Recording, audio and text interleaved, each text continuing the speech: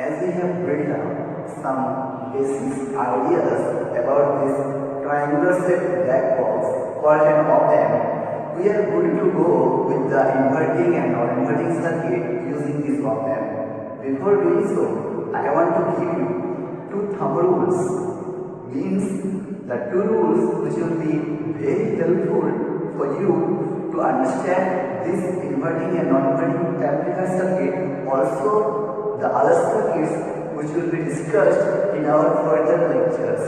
So let's learn the two thumb rules. The first one says that no current pass through an op-amp. Meaning of this first thumb rule is, you know that a black box is some kind of device that contains many combinations of smaller devices. For digital electronics, inside this black box there could be a high value resistor or a diode or a capacitor, inductor, or there could be many transistors used to build up this black box. We don't know the circuits and we don't have to do so, but you have to know that the circuit is capable to force the input currents that are coming towards that circuit. That's why if you want to pass any current through this op-amp, it's going to resist that current and it will be not passed through this op-amp. Or in other words, if you want to apply some voltage to any of these legs or terminals, in that case, it will be not possible to pass any current inside this op-amp by using these two legs. Means, let's say I want to apply the VI voltage to this inverting terminal with some resistor having resistance value R1. And if you have grounded the non-inverting terminal, in that case, from our next thumb rule, the next thumb rule means the second thumb rule says that the voltage difference between these two legs equals to 0. Means if this one is V1 terminal and this two is V2, in this case, the difference between the V1 and V2 equals to 0. Or I can say whatever voltage is applied to this terminal, it will be also reached by the inverting terminal. Means V1 equals to V2. These two terminals will have the same voltage value. That's our second thumb rule. So by using our second thumb rule, we can say if this leg is grounded, in that case V1 equals to 0. Also, V2 equals to 0. So, the current that is passing through this resistor denoted by I1 will be I1 equals to the potential difference between these 2 points, means the endpoints of the resistor, that will be Vi minus V2, and V2 is 0. Divided by the resistance value of this resistor, and that equals to R. So this is the current that's passing through this resistor, and this current is not capable to insert inside this op-amp. So what should we do? So you have some idea from our previous classes that we generally work with op-amps with the feedback circuit. So, what is feedback circuit? Feedback circuits are those where the input and the output terminals are connected through some sort of devices. It could be resistor, it could be capacitor, it could be inductor. So, using capacitor, resistor, inductor, if we connect any input legs to the output leg, in that case, that circuit is considered as feedback circuit.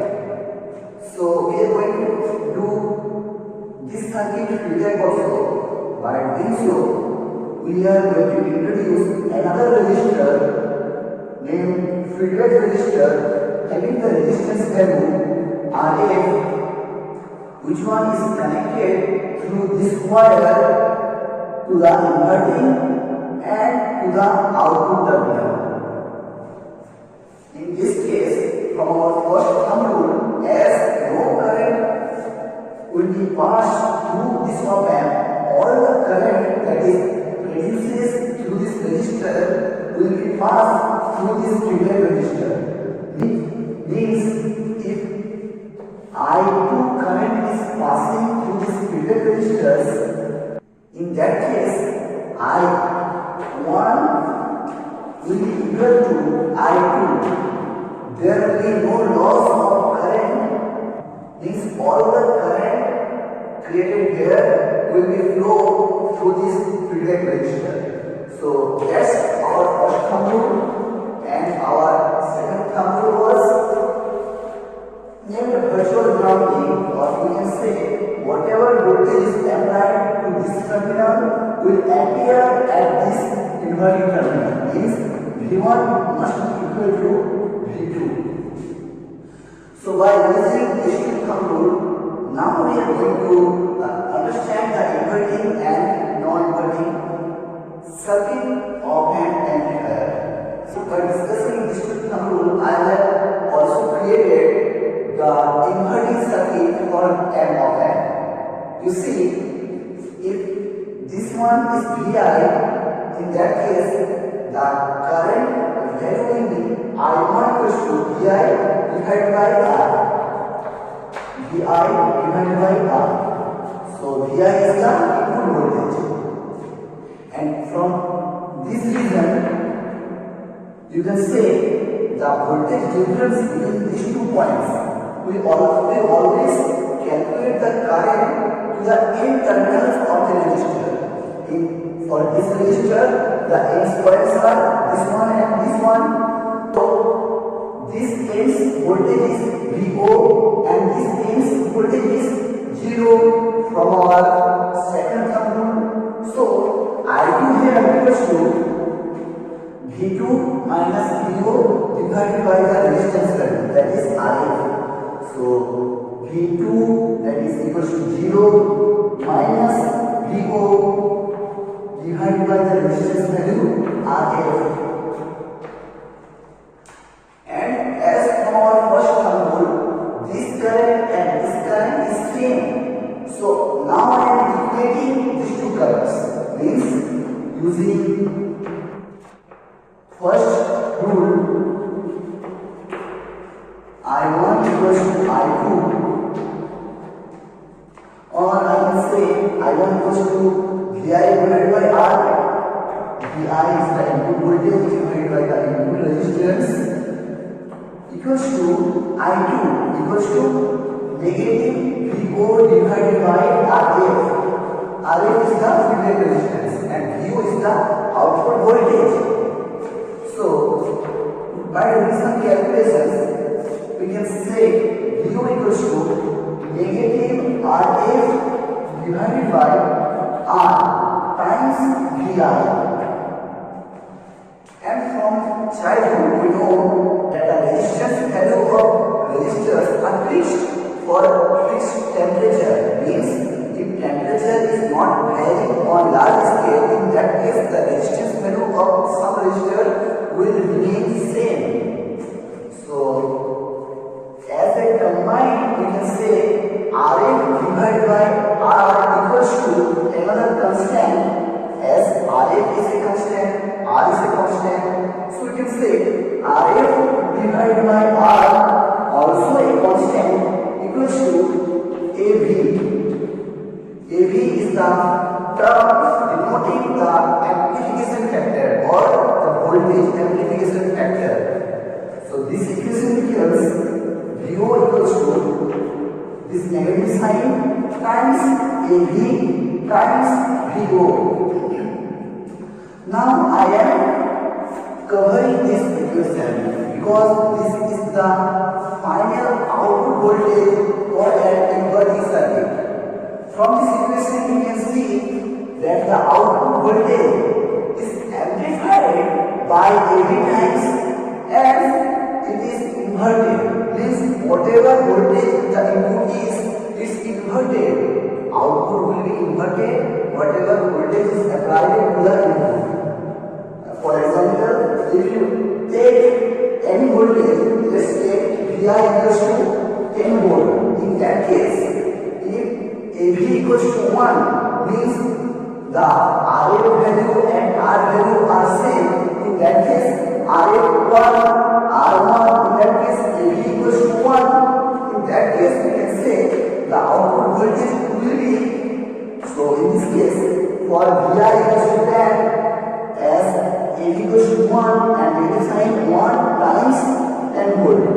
So you get negative 10 volt for giving this circuit positive 10 volt. Similarly, if you apply negative 10 volt to the input, in that case, this negative and the negative of the input will cancel out and at the output you will get positive voltage. So this is the property that shows by an inverting amplifier, and by changing the resistance value, you can change the amplification factor. Means if RF is equals to 2, in that case, the amplification factor will be 2. In that case, the output will be multiplied by the whatever input voltage you have applied. In this, for the input voltage 10 volt, you will get negative 20 volt. So you have applied 10 volt, you get 20 volt. That's why you are saying that the output will be amplified, and that's why this circuit is called inverting amplifier. And now I want to discuss some confusing points during describing the input current. So the voltage difference you can say V2 minus Vi. Why we say Vi minus V2? So just remember that the direction of current is the noting factor of delta V. Means if this point is V1, this point is V2, and current is passing along this direction, in that case, for the delta V, you will take delta V equals to V1 minus V2. And if the direction of current is the opposite, means current is passing V2 to V1, in that case, delta V equals to V2 minus V1. Means current will flow from higher potential to lower potential. So for delta V, we will subtract the high value term by the low value term. That's why in this case we are writing I1 equals to Vi minus Vo as current passing along this direction. And now let's build the non-inverting amplifier circuit using this same op-amp. For doing so, we have to ground the inverting terminal as we are going to build up, and non-inverting amplifier circuit we are grounding the inverting terminal. Okay, and we have to apply the input by our non-inverting terminal. And that's how we can build a non-inverting circuit. And rest of all, we just have calculations for this non-inverting amplifier circuit. So now let's go. And in the rest of the video, we are going to derive the output voltage term for this non-inverting amplifier circuit. Using our second thumb rule, we can say if this point has Vi voltage, then this V2 will also have Vi voltage. In that case, this I1 current will be the voltage difference between this point and this point, and as this point is grounded, means this point has zero potential. So current will be 0 minus this point's potential equals to Vi divided by the resistance value, that is R. So it becomes, means I1 becomes negative Vi times R. Similarly, to get I2, you have to subtract this point voltage by this point voltage, as current passing along this direction. So this point's voltage equals to V2 or V2 equals to VI. So I will say VI minus this point's voltage VO. So VO and the resistance value of this resistor is RF. And now we have to use our first control, that is this current and this current have the same value, as no current pass through this op-amp, as there is no loss from the current. So whatever current is this one will be equal to this one. So using first rule, negative VI times negative VI divided by R equals to VI divided by RF minus VO divided by RF. So we have separated this term, VI divided by RF minus VO divided by RF. Now let's take this term to the opposite side and this term to the opposite side. So we get VO divided by RF equals to VI divided by RF plus, if this is taken to the right hand side, it will be plus VI divided by R.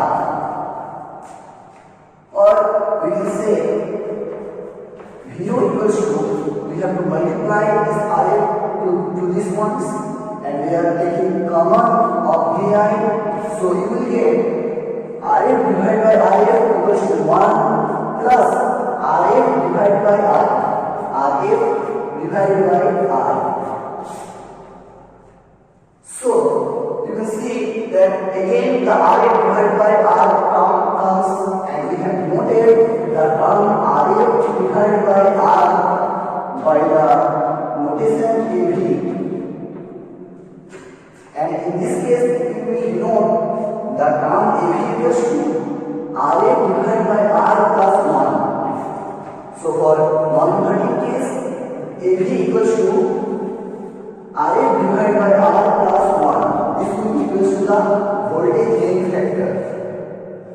So this equation will become VO equals to AV times VI.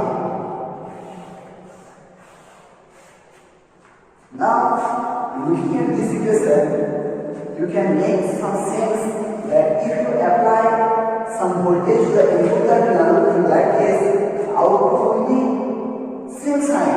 Means, if you apply, let's say, VI equals to 10 volt, in that case, if RF and R have the same value, in that case, AV equals to 1 plus 1 equals to 2.